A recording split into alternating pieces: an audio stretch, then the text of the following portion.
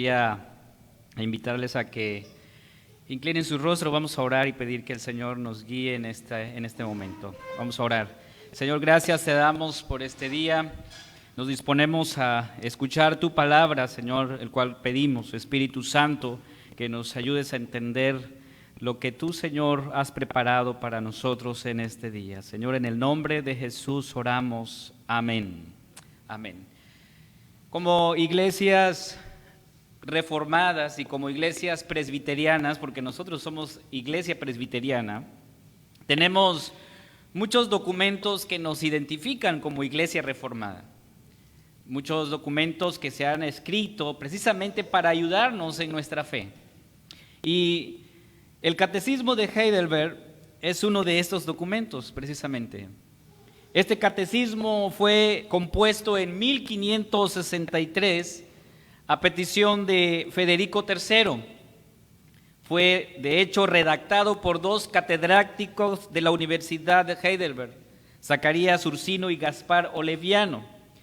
El motivo que llevó a componer este documento fue primero la ignorancia que había en el pueblo, específicamente de la juventud. Además, se buscaba instruir a las iglesias para defender su fe frente a ataques que venían y eran hostiles, estos ataques que se vivían en ese tiempo. De esta manera les proporcionaba a ellos buenos cimientos y buenos conocimientos de las doctrinas de la fe. Y cuando nosotros vamos a la Escritura, amados hermanos, encontramos que es necesario que todo cristiano esté preparado, tal como lo dice el apóstol Pedro en su primera carta, primera de Pedro, capítulo 3, versículo 15. Sino santificaos a Dios en el Señor en vuestros corazones y estad siempre preparados para presentar defensa con mansedumbre y reverencia ante todo lo que os mande razón de la esperanza que hay en vosotros. Amados hermanos, el texto dice estad siempre, no algunas veces, no de vez en cuando, dice estad siempre preparados. La preparación es un aspecto importante en la vida del cristiano.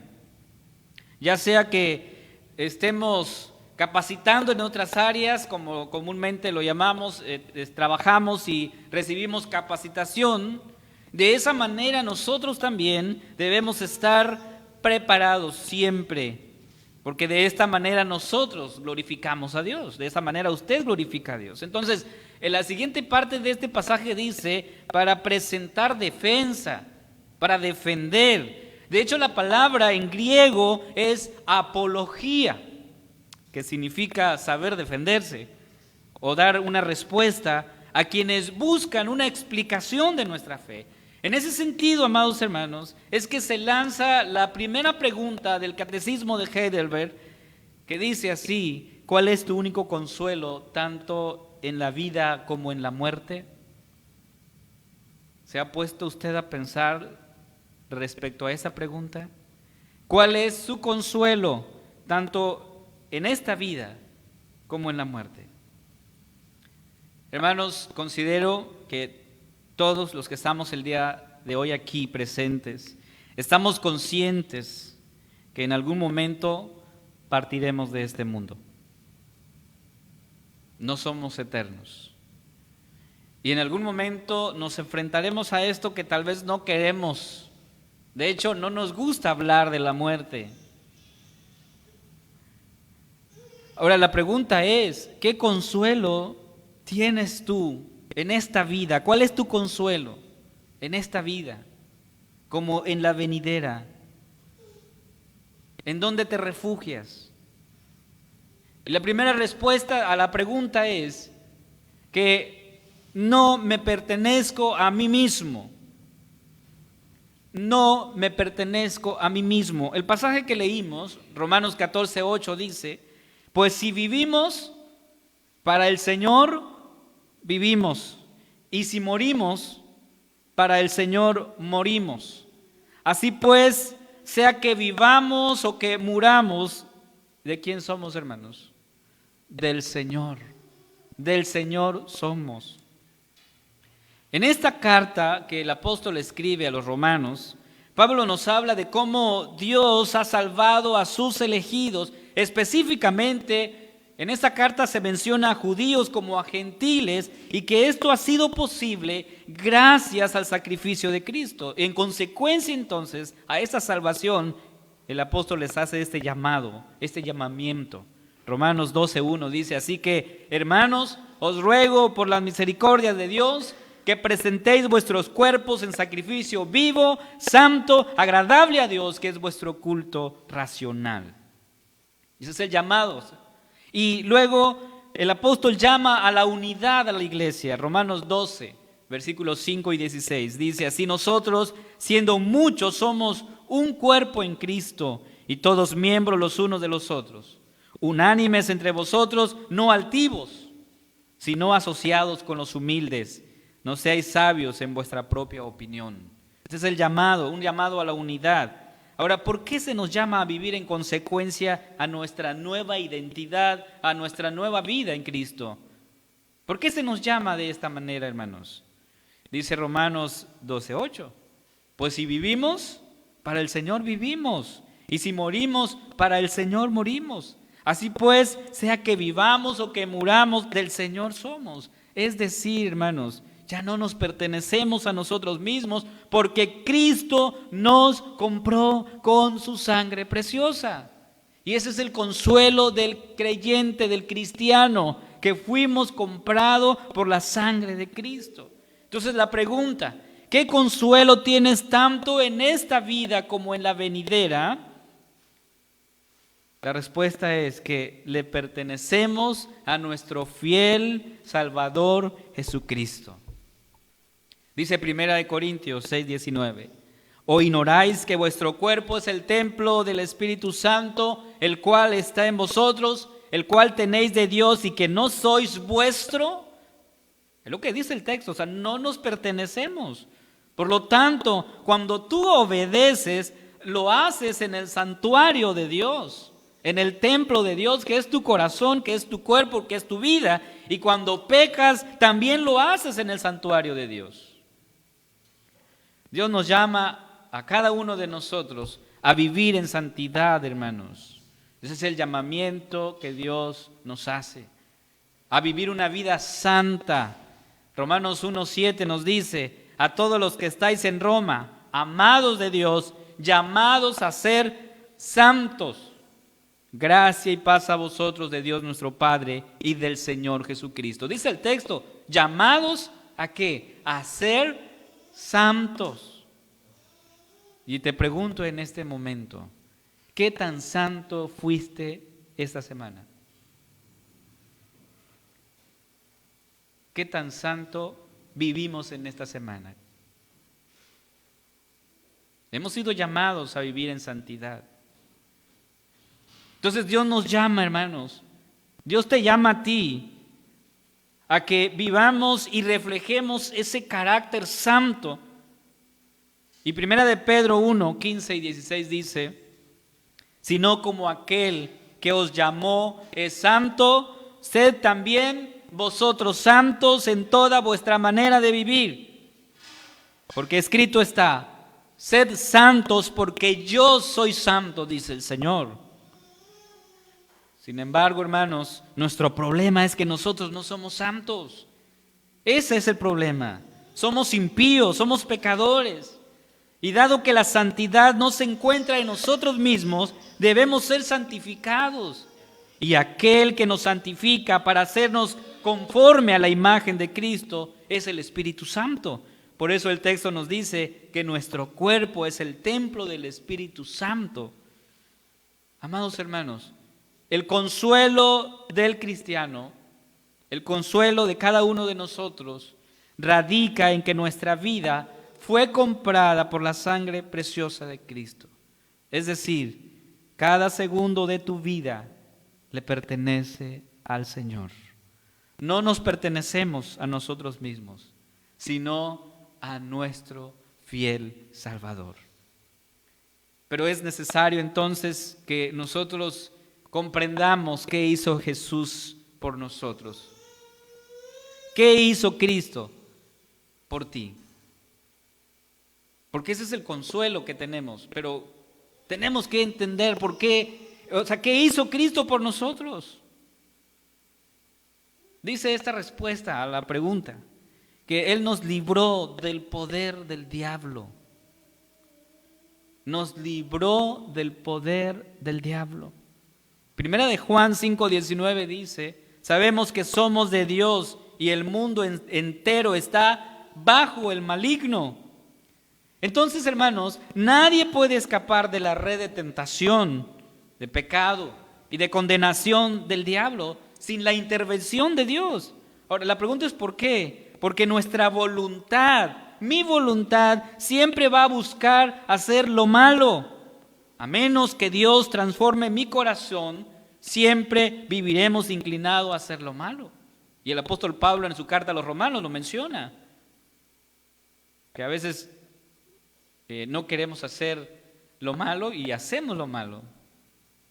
Entonces, Hebreos 2, 14 y 15 dice, así que por cuanto los hijos participaron de carne y sangre, Él también participó de lo mismo, para destruir por medio de la muerte al que tenía el imperio de la muerte, esto es al diablo, y librar a todos los que por el temor de la muerte estaban durante toda la vida sujetos a servidumbre. Y Juan 8, 36 dice, así que si el Hijo os libertare, seréis verdaderamente libres. ¿Qué hizo Jesús por ti? Nos libró, te libró del poder del diablo. ¿Qué más hizo el Señor por ti? Con su preciosa sangre nos limpió de todo pecado. Primera de Juan 1:7 nos dice, hermanos, pero si andamos en luz, como Él está en luz, tenemos comunión unos con otros, y la sangre de Jesucristo su Hijo nos limpia de todo pecado. Esa sangre nos limpia, hermanos. Hebreos 9:22 dice, y casi todo es purificado según la ley con sangre, y sin derramamiento de sangre no hay remisión, o no se hace remisión. Entonces, hermanos, Jesús tuvo que derramar su sangre por ti y por mí, para de esta manera redimirnos y de esa manera también salvarnos. Es lo que hizo Jesús por nosotros. Ahora, esta salvación que nosotros recibimos del Señor, hermanos, no se pierde, no la perdemos. Porque a veces hemos escuchado predicaciones o mensajes donde se nos dice que luchemos por nuestra salvación, porque si no luchamos, pues la vamos a perder. Hermanos, no es así. Una vez salvo, somos siempre salvos. Juan 6:39 dice, y esta es la voluntad del Padre, el que me envió, que todo lo que me diere, no pierda yo nada, sino que lo resucite en el día postrero. Y luego Juan 10, 28 y 29 nos dice, hermanos, yo les doy vida eterna y nunca perecerán, ni nadie podrá arrebatármela de la mano. Mi Padre que me le ha dado es más grande que todos, y de la mano del Padre nadie las puede arrebatar. Somos salvos, y esa salvación, hermanos, no se pierde. O sea que Dios no va a ver más adelante y va a decir, no, este muchacho no se portó bien, así es que le voy a quitar la salvación. No, hermanos, Dios es sabio.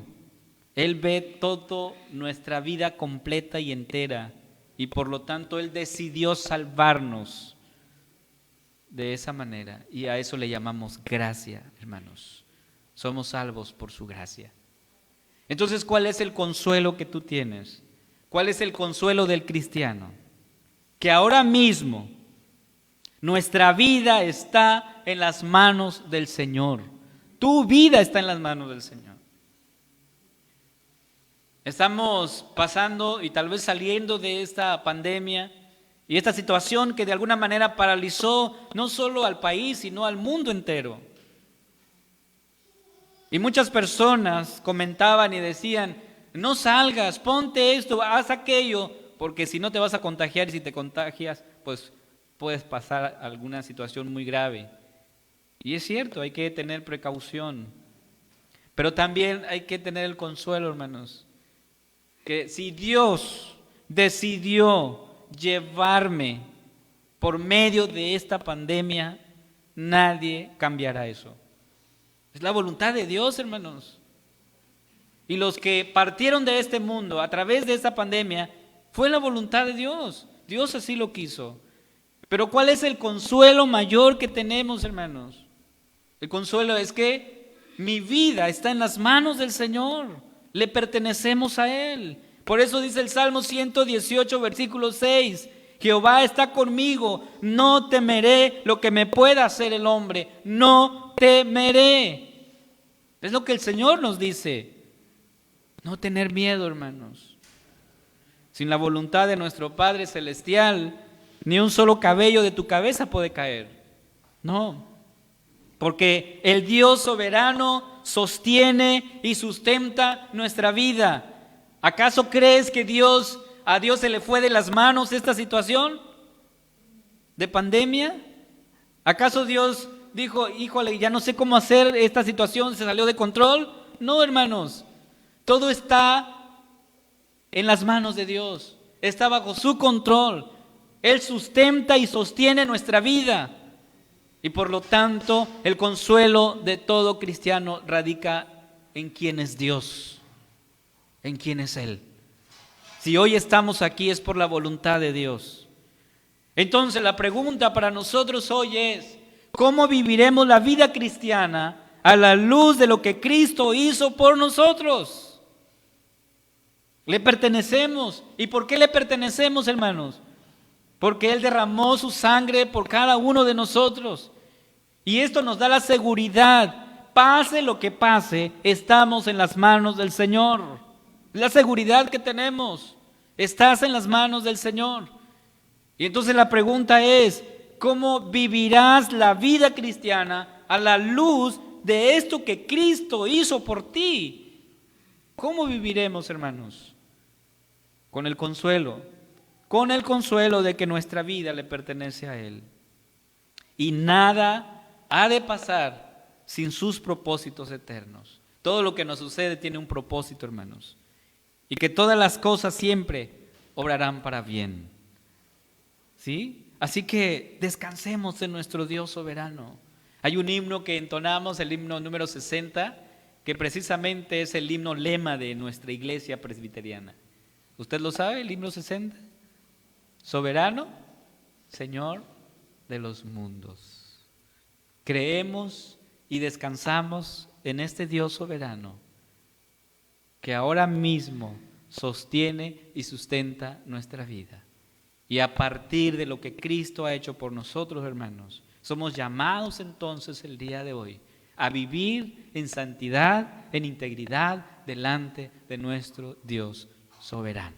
Vamos a orar y pedir que el Señor confirme su palabra en nosotros.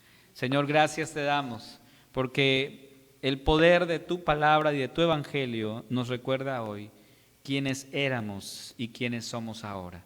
Gracias por tu palabra, porque es la base, es la regla de fe y práctica, Señor. Permite que esta palabra sea el consuelo de nuestras vidas. Ignoro por las situaciones que tal vez mis hermanos el día de hoy están pasando, pero tú las conoces completamente. Permite que estos corazones descansen en ti, que tú eres un Dios soberano, que tienes en control todas las cosas, que nos has salvado con un propósito y que ahora nos llamas a vivir en consecuencia a este llamamiento, a vivir en santidad, en integridad delante de ti. Y el consuelo, amado Señor, que tenemos es que sea en esta vida o en la venidera, te pertenecemos a ti, nuestra vida está en tus manos. Señor, gracias por tu palabra, en el nombre de Jesús oramos. Amén.